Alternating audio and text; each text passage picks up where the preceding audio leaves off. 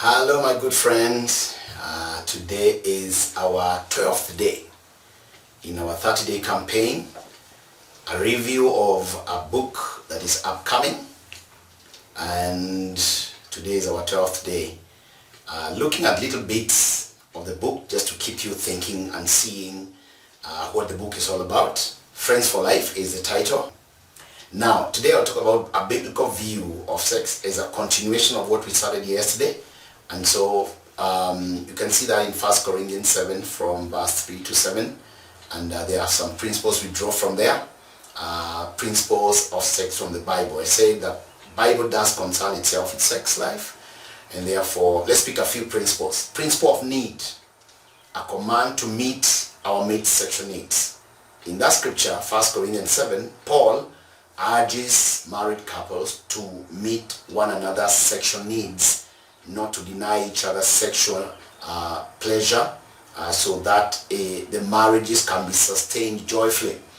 Another principle that he discusses in that book, that chapter, is the principle of authority, talking about the fact that the authority over your body, where sex is concerned, does not primarily belong to you. It belongs to your spouse. Your spouse has authority over your body where matters of sex are concerned. And therefore you cannot you cannot own it wrongly, you cannot deny them the freedom to use that because they have some authority over, and you also have authority over their body.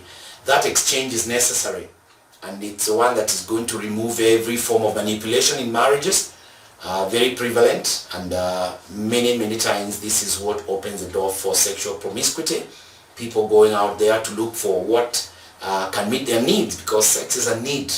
And therefore, if you can't get it with your spouse, you're likely to get it with somebody else out there. And that is what the Bible does not want you to do. And the third one is the principle of habit. Principle of habit, so you looked at the principle of need, principle of authority, principle of habit. This will be discussed in more details. I'm just highlighting. These are the simple highlights. So we must not cheat our partner by abstinence. Abstinence should be by mutual consent. That is what Paul talks about.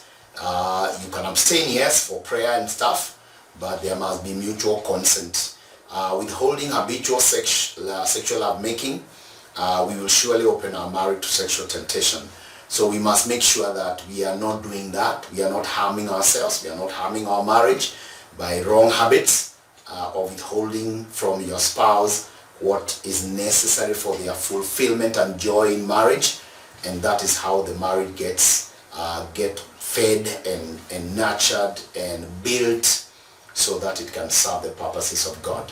So we shall be looking at more of that tomorrow, and so come back again tomorrow, and I'll give you a little more until we get to the day when you get the whole book and you can keep it all to yourself, and you can be looking at all these things over and over again. God bless you. See you tomorrow.